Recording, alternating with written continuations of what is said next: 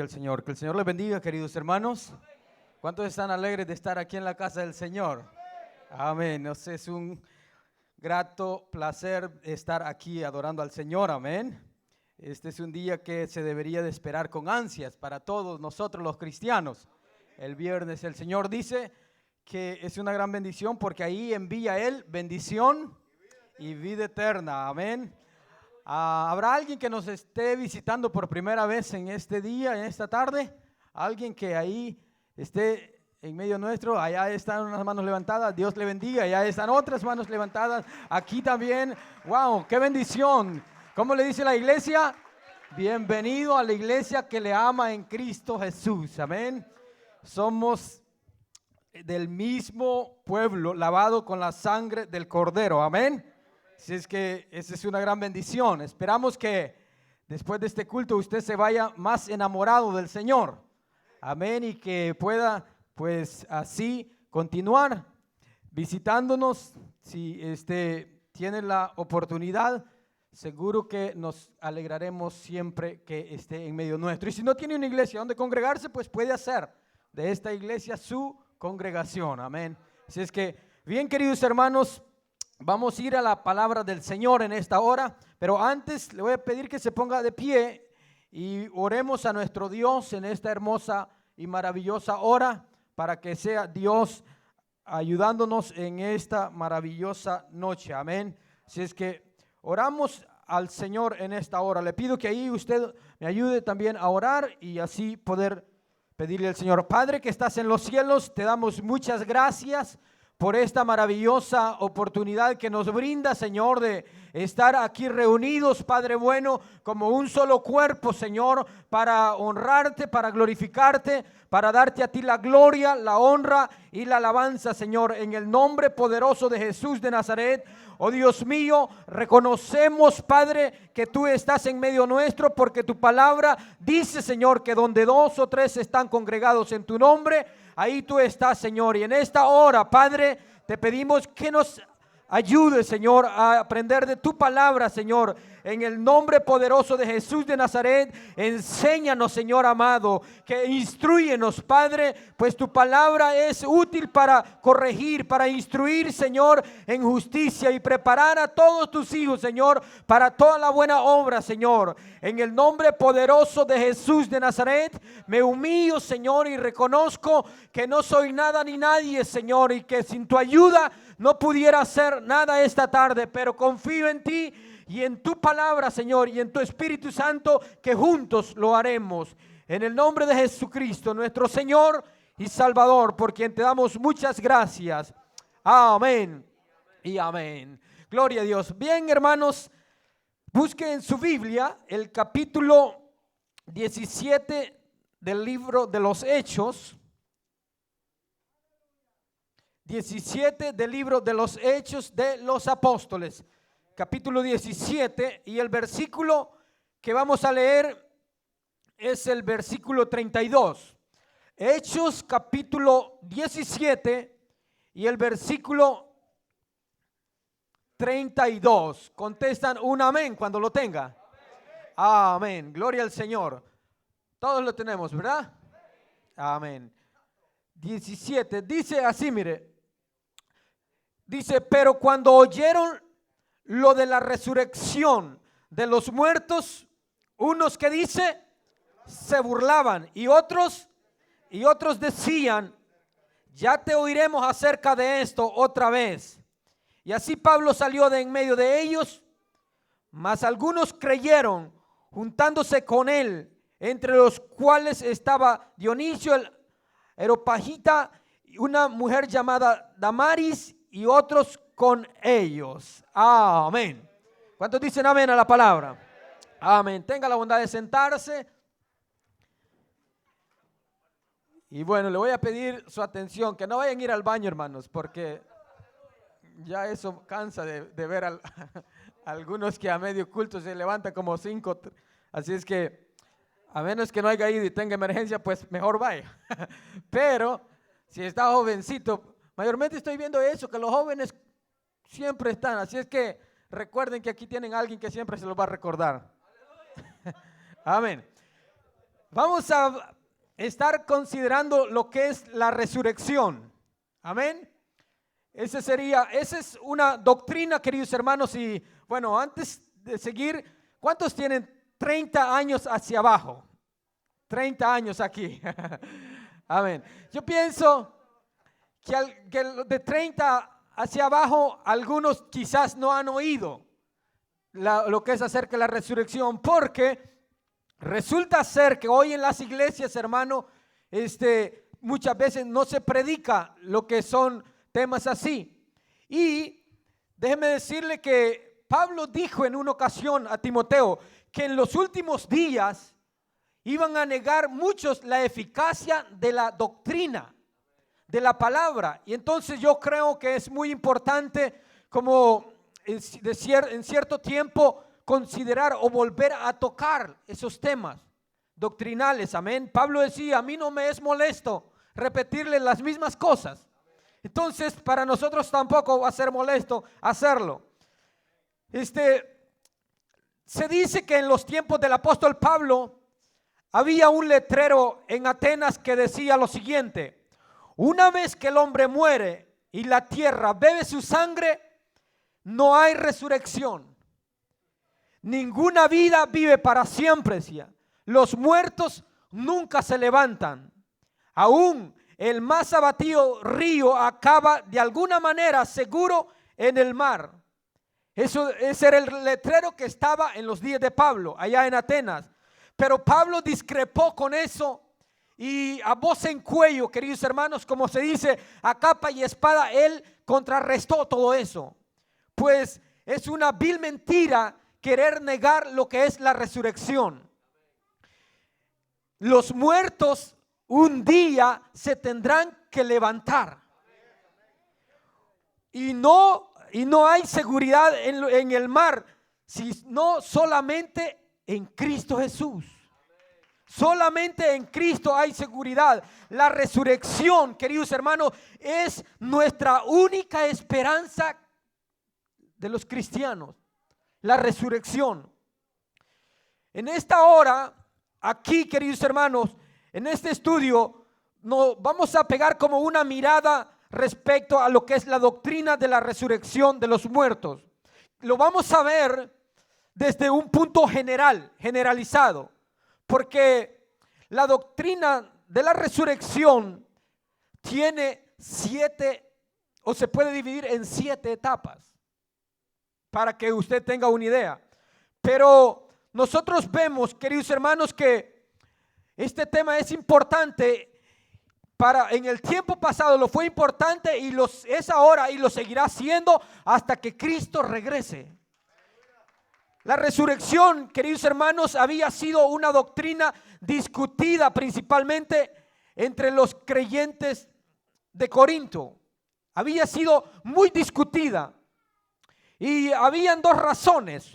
La primera de ellas era que la filosofía griega, con su arrogancia en lo que era el razonamiento humano, se burlaban de la idea de los muertos siendo resucitados. Eso lo puede constatar el mismo versículo que hemos leído como base. La Biblia dice, cuando oyeron de la resurrección de los muertos, unos que dice, se burlaban.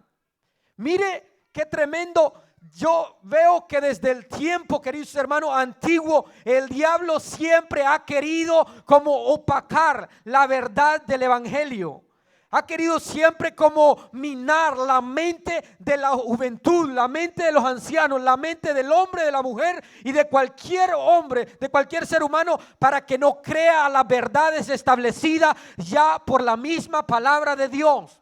Pero déjeme decirle algo, que el hombre puede decir lo que quiera, creer lo que quiera, pero la palabra de Dios es la única verdad que se levanta sobre cualquier cosa, y ella es, queridos hermanos, la regla de fe de cada uno de aquellos que profesamos la fe cristiana.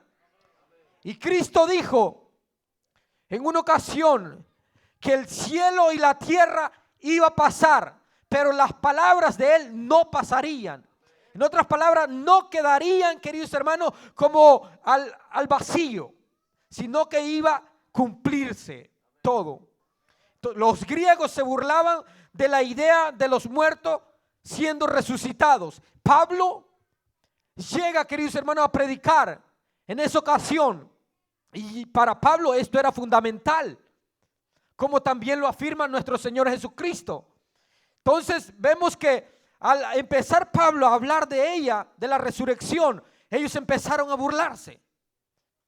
Y dice también que eso era por la filosofía que ellos tenían. Ellos creían mucho en los razonamientos humanos. Es más, fueron influenciados por lo que era, queridos hermanos, doctrinas erróneas, equivocadas. Como lo que era el narcisismo. Entonces eso fue una influencia de ellos. La otra situación era, queridos hermanos, que la secta judía llamada de los saduceos, queridos hermanos, ellos rechazaban también lo que era la resurrección de los muertos. Los saduceos decían creer en el Señor, pero no creían en la resurrección de los muertos. Y esta influencia, queridos hermanos, vino a crear confusión e incertidumbre en algunos cristianos.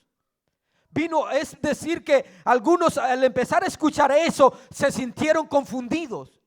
Y algunos dejaron de creer, como hoy mismo Satanás quiere que usted no crea al mensaje de la palabra del Señor. Hay una batalla en la mente del ser humano queriendo aceptar la verdad de Dios, pero también el diablo le dice, no te lo creas. No lo tomes en serio. Estos son cuentos de hace mucho tiempo. Pero déjeme decirle que aunque la gente diga lo que diga, la palabra de Dios es la verdad. Es la verdad. Entonces esta situación creó confusión. Estaban confundidos y estaban como viviendo en una vida de incredulidad al respecto. Ahí en Corintio. Así la confianza y la esperanza de la resurrección, queridos hermanos, es la verdad penetrante que Jesús a sus seguidores quiso darles también. Jesús quiso darle esta verdad a todos los que iban a creer y a los que habían creído en Él. Y también Pablo dejaba esto bien claro en los creyentes de Corintio. Él lo quería dejar bien clarito. Y yo quiero que usted también se vaya a su casa con esa mentalidad bien clara, esa fe bien fuerte, querido hermano, que lo que se le predica aquí es la verdad. Que esta Biblia, queridos hermanos, es la verdad. Que hay doctrinas fundamentales. Entonces Pablo quería dejar eso en el corazón de ellos. Y con seguridad, una profunda convicción de esta última realidad iría más allá, para poner todos los otros asuntos y problemas en lo que era la perspectiva de la eternidad. ¿Para qué va a resucitar el ser humano? Para ya después de eso, querido hermano, enfrentarse a una eternidad.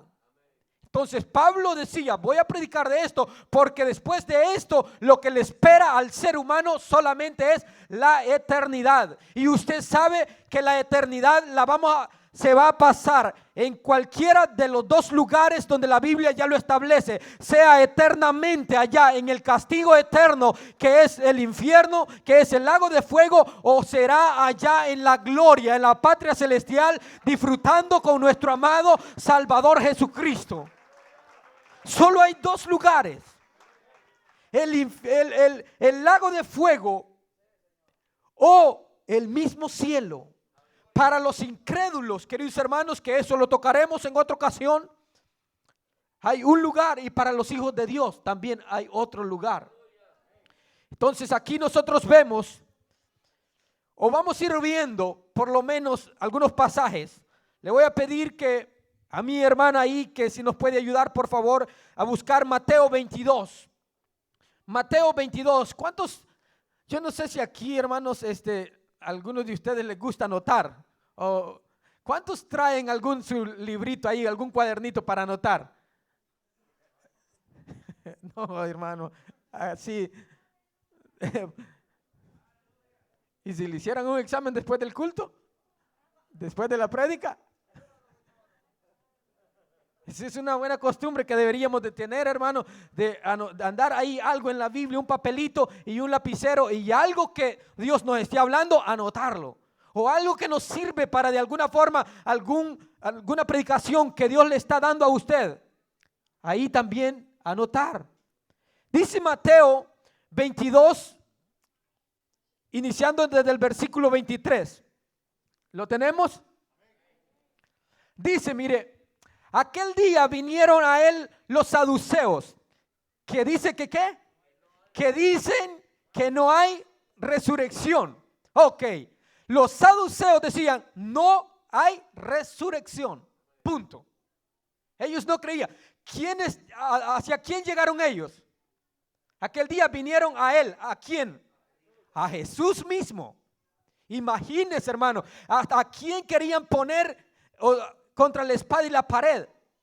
Al mismo Dios, al mismo Cristo, a la misma palabra, al mismo verbo hecho carne.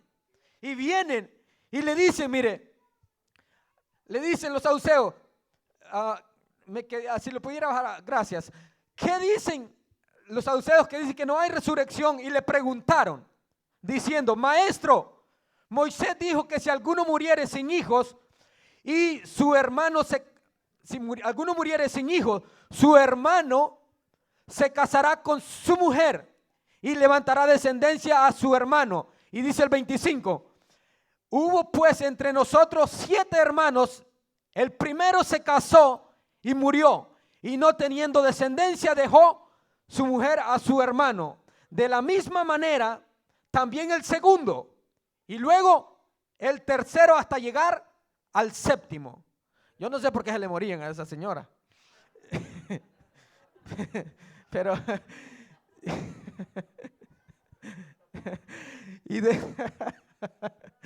y después de el 27 dice, y después de todo, y después de todos murió también. O sea, ahí ya que hay que parar esto, dijeron. Entonces mire el 28, mire el 28. A mí me encanta lo que dice al principio, que dice que los saduceos que no creían que había resurrección. Y en el 28 ellos mismos formulan la pregunta y le dice, en la resurrección, o sea, ahí están afirmando ya. Ellos están dando una palabra de afirmación y le dice, en la resurrección, después de cuál de los 7 será ella mujer, ya que todos la tuvieron. Y en el 29, entonces Jesús les dijo, erráis. Eso quiere decir, cometen errores. Ignorando también quiere decir por estar ignorantes de lo que dice la Biblia, de la palabra. Y dice, erráis ignorando, ¿qué dice? Las escrituras y el poder, porque ahí me gusta que Jesús afirma de nuevo. Él afirma y le dice, porque en la resurrección ni se casarán ni se darán en casamiento, sino serán como los ángeles de Dios en el cielo. Pero respecto, le dice en el 31, a la resurrección, ahí otra vez como que dice remacha más y le dice, pero respecto a la resurrección de los muertos, ¿no habéis leído lo que os fue dicho por Dios cuando dijo, dice, yo soy el Dios de Abraham, el Dios de Isaac y el Dios de Jacob? Dios no es Dios de muertos, sino de vivos. Y oyendo esto, la gente se admiraba de su doctrina, de su enseñanza. Entonces, aquí vemos que a Pablo le salieron unos que se burlaban. A Jesús le salen los saduceos diciendo que ellos no creían, aunque esos tenían una situación ahí bien, que soy y no soy, ¿no? Esos estaban como la India María, ni de aquí ni de allá querían ser, porque le dice al principio que no había resurrección, pero después ellos afirman, en la resurrección le dicen. O sea, entonces siempre queriendo agarrar a Cristo, queridos hermanos, en alguna forma. Pero de ahí nosotros vemos que Jesús les menciona eso. Y me encanta cómo lo dice el Evangelio de Marcos también, que dice que ahí, mire, En el Evangelio de Marcos, Jesús les dijo, cuando resuciten, le dice, entonces respondió Jesús, les dijo, no erréis por esto, porque ignoráis las escrituras y el poder de Dios. Porque cuando resuciten de los muertos, ni se casarán ni se darán en casamiento. Jesús les dice, yo no entiendo cómo ustedes saben de la ley, les dice, pero ustedes no le entienden y no quieren aceptarla. De hecho, hermano, no hay más ciego que aquel que no quiere ver. Y ellos eran alguien así, que no querían.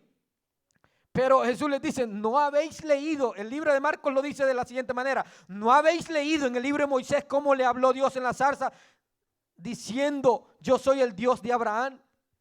Le estaba como refiriendo acerca de la resurrección. Y Cristo se va hasta Moisés. Le dice, no habéis leído, le dice, en el libro de Moisés, cómo le habló Dios en la zarza, queriendo referirse a lo que era la resurrección también. Entonces, vemos nosotros, queridos hermanos, que ellos estaban negando lo que era la resurrección. Quería hablarle eso para que tenga en mente que, queridos hermanos, el evangelio siempre lo han querido como hacer parecer como una fábula, como una mentira, pero eso no lo podrá lograr nadie. ¿Por qué? Porque, queridos hermanos, el evangelio tiene una base sólida. Usted puede leer todo lo de las otras religiones, pero ninguna religión puede decir que su líder fundador está fuera de la tumba de ellos. Y esto, queridos hermanos, es lo que da la garantía de la fe cristiana, del evangelio, que usted puede ir allá a Israel, allá a ver la tumba de donde enterraron a Jesús, pero ahí no van a estar los huesos, ahí lo que va a estar es una tumba vacía, porque Él al tercer día se levantó con poder y gloria, y Él, queridos hermanos, Él es la garantía de que el evangelio no es cuento ni fábulas. Esta es la verdad. Nosotros vemos, queridos hermanos, como le mencioné, de una manera generalizada. Yo se lo voy a plantear lo que es la resurrección. Después hablaremos en otra ocasión acerca de las resurrecciones que existen en la Biblia. Pero mire lo que dice Mateo 27 y el versículo 52, para que se den cuenta de que lo que estaban queriendo negar allá los saduceos y aquellos que se burlaban, queridos hermanos, no podría ser constatado como verdad, porque lo que dice aquí la Biblia en San Mateo 27, 52 al 53, como dice, y se abrieron los sepulcros. ¿Y qué dice? Y muchos cuerpos de santos que habían dormido se levantaron. Y saliendo de los sepulcros, después de la resurrección de Él, ¿quién es Él? Cristo, Jesús. Después de la resurrección de Él, vinieron a la santa ciudad y se le aparecieron a muchos. Hermanos, querer negar la resurrección no podrá tener éxito para nadie, a menos que sea una persona testaruda, mente cerrada, incrédulo o ateo, como lo que sea. Pero la palabra de Dios está más clara que el agua. La Biblia dice, muchos cuerpos de los santos que habían dormido se levantaron. Y luego sigue diciendo, saliendo de los sepulcros, después de la resurrección de Él, vinieron a la santa ciudad y aparecieron a muchos. Cuando Cristo resucitó, imagínense, hermano, cuando Cristo resucitó, habían unos que estaban ahí y también dijeron, pues se va nuestro líder, se va en el que creímos, nosotros no nos queremos quedar aquí también. Y ellos también se levantaron, resucitaron. de entre los muertos. ¿O usted no se alegra por eso? Se abrieron los sepulcros. ¿Y qué dice? Lo que nosotros vemos, queridos hermanos, que Jesús mismo, cuando Él resucitó, después de esa resurrección, salieron unos con Él, resucitaron. Y esto se puede confirmar aún desde el Antiguo Testamento. Si usted busca en el Salmo 22:15, nosotros vemos ahí en el Salmo 22:15, dice la palabra de la siguiente manera, mire, 22:15, como un tiesto se secó mi vigor. Ese salmo es un salmo mesiánico que habla de Jesús y del sacrificio que iba a padecer. Entonces dice, como un tiesto se secó mi vigor y mi lengua se pegó a mi paladar. Y me has puesto, ¿dónde dice? En el polvo de la muerte. Ahí está hablando de que Jesús o el salmista está dando una profecía de lo que era cuando Jesús iba a morir, iba a ser sepultado. Ahora, en el mismo libro, en los mismos salmos, en el Salmo 16, ahí cerquita del 22, en el Salmo 16 y el versículo 10, dice de la siguiente manera: porque no dejarás mi alma, ¿en dónde?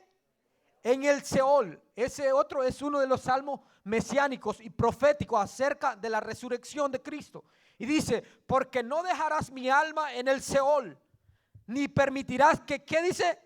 Que tu santo vea corrupción. Refiriéndose a la resurrección de Cristo. Entonces, mire, ya vimos que Mateo lo confirma, que cuando Jesús estaba ahí en la tumba, pero resucita, unos vienen con él también. Ya vimos en el Salmo también 22 y estamos en el Salmo 16:10 que también no lo confirma. Yo encontré un versículo que algunos quizás escatólogos tal vez lo puedan ver de otro punto. Yo no soy escatólogo para empezar, que no me vayan a tildar. O sea, apenas estamos aprendiendo a leer, pero vemos en Oseas 6 y el versículo 2, yo encontré algo que me llamó la atención. En Oseas 6:2 dice de la siguiente manera, Oseas 6:2, miren lo que dice: nos dará vida después de 2 días. ¿Qué dice que le dará? Y para recibir vida hay que estar muerto. Entonces ahí dice, nos dará vida después de 2 días. Y luego dice, en el tercer día, ¿qué? Nos resucitará y viviremos delante de Él. Aunque ese pasaje se refiere a la restauración de Israel, sin embargo aquí nos deja ver entre líneas la idea de que hay resurrección. Aclaro eso para los que querían tal vez objetar algo que dice, este pasaje se refiere a la restauración de Israel. Sin embargo, nos deja ver entre líneas que también ahí está la idea de una resurrección. Ahora, también encontré lo que dice Daniel 12:2. Si a usted no le gusta leer la Biblia hoy, pues será su castigo. Eso porque, queridos hermanos, es muy bueno que leamos la palabra. Como dijo David, lámpara es a mis pies tu palabra y lumbrera a mi camino. Mire Daniel lo que dice en el versículo 2 del capítulo 12. Y dice así, mire, y muchos de los que duermen en el polvo de la tierra serán ¿qué? Despertados. Unos para vida eterna y otros para vergüenza y confusión perpetua. Entienda algo en esto. Ahí se marca lo que son las 2 resurrecciones. De una manera general lo hace Daniel. ¿Por qué razón? Porque Daniel no había recibido la revelación del nuevo pacto, del Nuevo Testamento. Por eso es que Daniel lo mira así, lo profetiza. Ahora, si nosotros ya en el Nuevo Testamento, nosotros lo vamos a ir viendo tan clarito, ¿cómo es que eso iba a pasar? Daniel solo lo pone así el panorama, para que lo miren bien. Pero y que la gente entienda y dice, muchos de los que duermen en el polvo serán despertados, unos para vida eterna y otros para vergüenza y confusión perpetua. Ahí está bien claro las dos eternidades. Ahí está la resurrección de los muertos.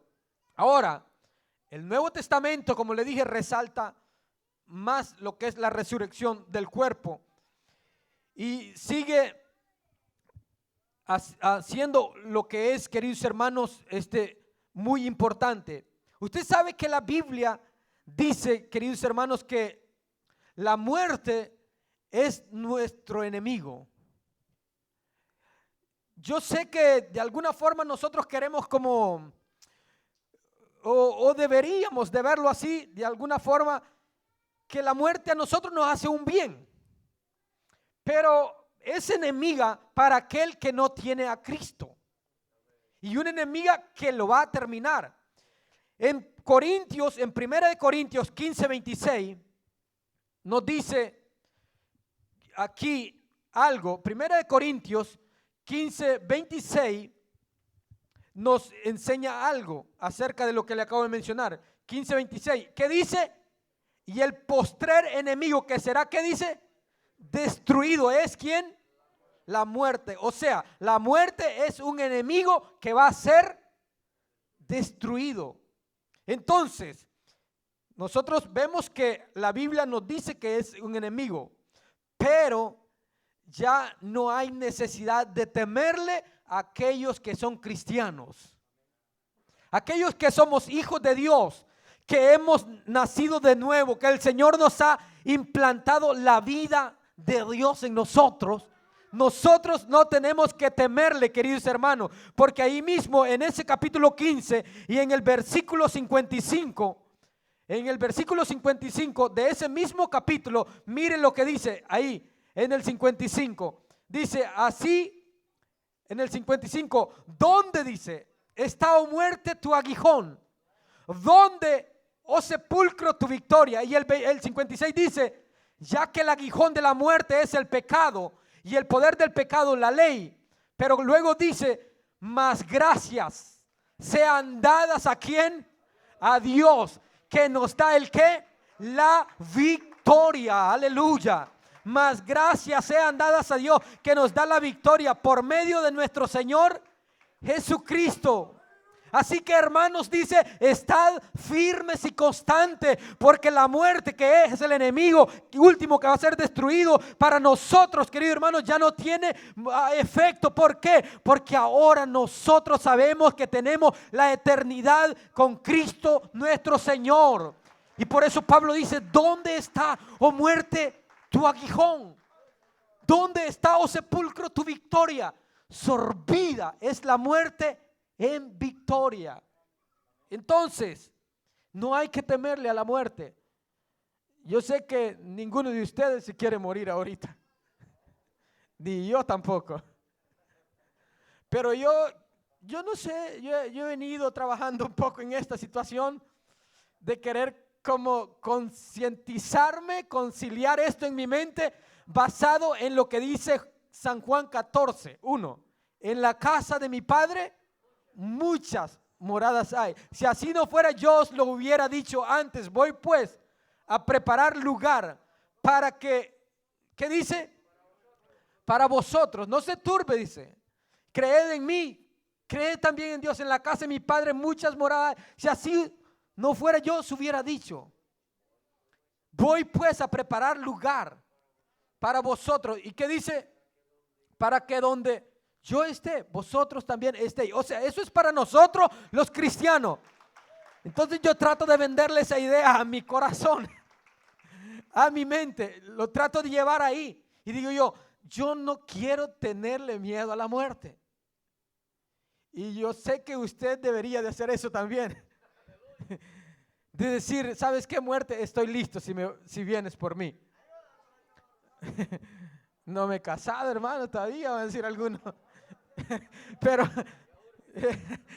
y es urgente, dice aquí el hermano, para los que están diciendo eso. Entonces, al pensar en eso, lo que deben de tener los cristianos es un anhelo profundo dentro de ellos de querer ver cara a cara a nuestro amado Salvador. ¿Ustedes quisieran ver a Cristo Jesús ya? Ya ahorita mismo. Yo sé que esto está saliendo por ahí, pero déjeme decirle que muchas veces los de allá afuera no nos creen cuando le decimos, ¿sabes qué? El Señor tiene una vida mejor preparada y no importa los problemas y no importa esto, lo uno y lo otro, porque cuando nos ven a nosotros atribulados, pero este me habla de un Dios poderoso. Este me habla que ya no vive Él, sino que Cristo vive en Él. Este me habla de que ahora ya no teme a la muerte. Pero yo lo veo ahí temblando. Yo lo veo ahí todo nervioso. Y como humanos, pues, ¿qué podemos hacer? Nada. Pero Pablo mismo anhelaba llegar a tener lo que era, querido, esa experiencia. Y tener ese cuerpo resucitado que será un cuerpo inmortal. Pablo anhelaba eso, querido hermano. Un cuerpo que no estará sujeto a la muerte ni a las limitaciones. Imagínese, hermano, que ya ahí, ya usted, hermana, ya no se va a ver así como se mira en el espejo. Los varones ya no se van a ver con las arrugas o que le va colgando esto de año en año. Ya no, o que algo otras cosas. Pero ya ahí, queridos hermanos, ya no será así. La resurrección del cuerpo de los santos de la iglesia se producirá cuando Cristo venga, queridos hermanos. Solo se tiene en cuenta aquí la resurrección de los que murieron, queridos hermanos, de acuerdo a lo que habla Pablo en Tesalonicenses. Pero también podemos ver lo que dice Corintios 15:52. Primera de Corintios, sí, Primera de Corintios, qué bueno, hermanos. Amén. Primera 15:52. ¿Qué dice ahí la palabra? 15:52 de primera. En un momento, en un abrir y en un cerrar de ojos, a la final trompeta, porque se tocará la trompeta y los muertos serán resucitados. ¿Cómo? Incorruptible. Y nosotros seremos ¿qué? Transformados. Bueno, esa último está mejor, ¿no? Que nos transformaran nomás y no ir hasta la tumba fría. Pero mire ahí, dice, en un abrir y cerrar de ojos. Dice que se tocará la trompeta y los muertos serán como resucitados. Pablo, si usted se recuerda, en lo que leímos en Hechos, tenía enfrente a gente que se burlaban de la resurrección. Y él viene y él les dice, no, aunque se burlen, pero yo les voy a aclarar eso. Y dice, va a sonar la trompeta y los muertos van a resucitar. Él afirma eso, hermano. Y Cristo lo afirmó también. A los saduceos les dijo, es que ustedes, porque no conocen la escritura, ustedes son ignorantes, ustedes erráis ignorando la escritura, pero en la resurrección les decía él. Y Pablo viene y también hace este énfasis. Aquí nosotros vemos, queridos hermanos, que para vivir eso, el único requisito que necesita todo aquel que no tiene a Cristo es recibirle como Señor y Salvador para que un día resucite con un cuerpo incorruptible. Es todo, recibir a Cristo Jesús como su Señor y como su Salvador. Entonces, aquí nosotros vemos, o nos podríamos hacer una pregunta: ¿por qué la resurrección es tan importante? Sin la resurrección, la muerte de Jesús no habría sido diferente de la muerte de alguna otra persona. Imagine que Cristo hubiera muerto y ahí estuviera la tumba allá y el cadáver de Cristo allí en Jerusalén y todos fueran a ver allá. Vamos a ir a ver a Cristo allá donde está muerto. Eso sería como cualquier otro ser humano, como el fundador de los testigos de Jehová, como el fundador de los mormones, como Mahoma, como el fundador de cualquier otra religión, así como Buda, como Confucio, como cualquier otro. Ahí, queridos hermanos, pero aquí nosotros vemos que esto es importante porque Cristo está vivo. Cristo está vivo.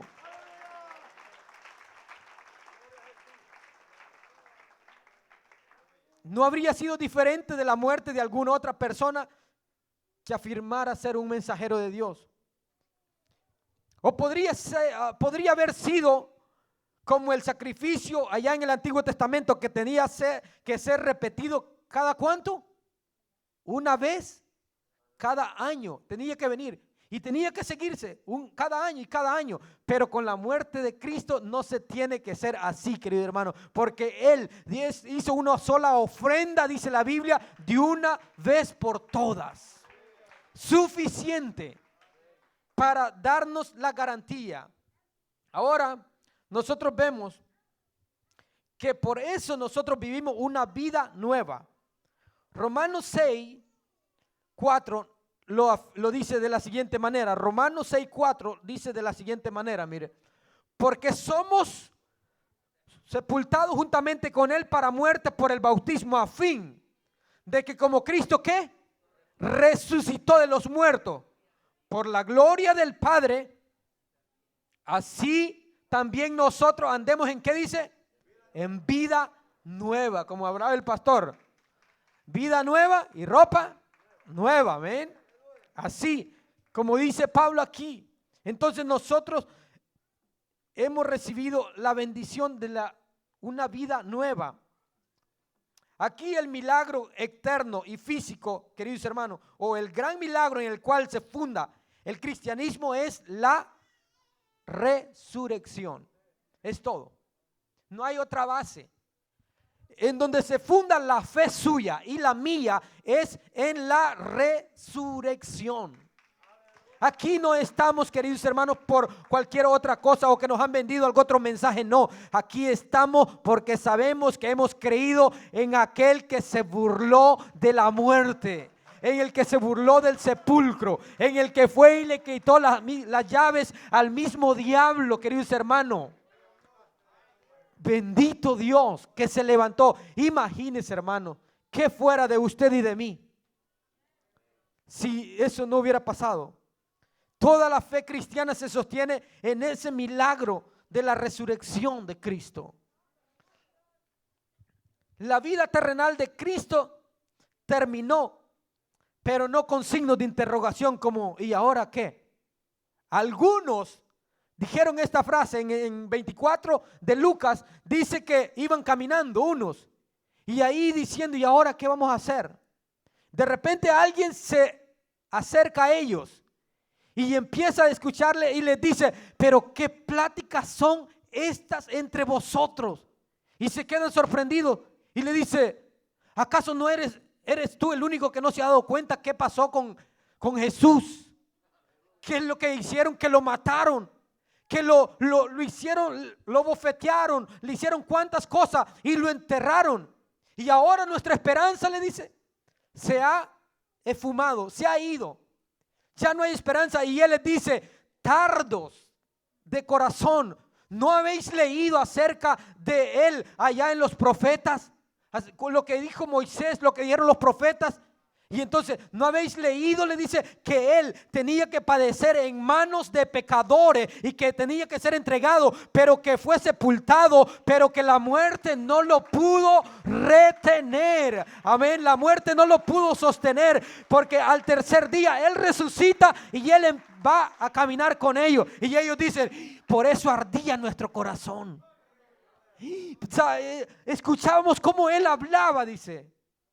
Y entonces ahí es donde ellos sacan una frase que le dice, quédate con nosotros, que se hace tarde. Lo que usted y yo debemos de decirle siempre al Señor, quédate que se hace tarde, Señor. Yo quiero tener al Señor Jesús siempre hasta el último suspiro de mi vida, y que Dios me ayude y que Dios nos ayude a todos hasta que el último suspiro de nuestra vida Él siga viviendo en nuestro corazón. Queridos hermanos, esto es bien extenso y yo sé que ustedes ya se quieren ir también.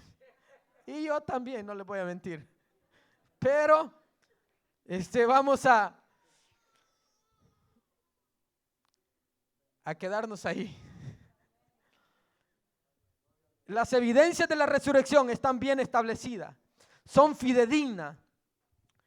Solamente aquellos escépticos que no quieren, queridos hermanos, creer, pues entonces morirán en sus tinieblas, en su pecado. Como dijo Cristo, en vuestro pecado moriréis. Pero hay evidencias claras. La tumba está vacía. La tumba está vacía.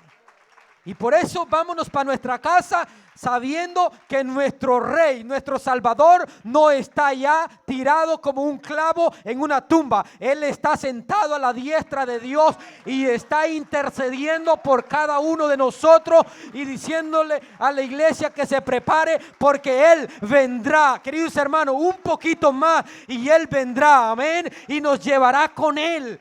Si estamos vivos nos va a transformar. Esto mortal se va a vestir de inmortalidad. Esto corrupto se vestirá de incorrupción. Y nosotros seremos transformados y nos juntaremos con Él en las nubes para vivir una eternidad. Bendito sea Dios para siempre.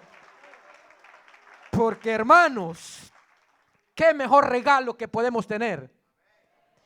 Y no se tiene que esperar el 14 de febrero o Navidad o cualquier otro día. Está aquí mismo ese regalo para dárselo a todo aquel que está ahí conectado viendo y que no tiene la salvación. Hoy Jesús le dice: dame, hijo mío, tu corazón y que tus ojos vean por mis caminos. Y a nosotros dice: hermanos míos, estad firmes y constantes, creciendo en la gracia del Señor, porque sabemos que esto en el Señor no es en vano, porque la tumba está vacía y Él es la garantía de nuestra fe. Levante su cabeza y dígale a cualquiera: ¿sabes qué? Mi Cristo está vivo. Como dice la alabanza: yo sé que mi Cristo vive. Yo sé que mi Cristo vive. Así es que hermanos, qué mejor que podemos hacer es agradecerle al Señor por esa maravillosa salvación que nos ha dado. Y por esa resurrección gloriosa. Vamos a ponernos de pie porque algunos ya me están durmiendo, hermano.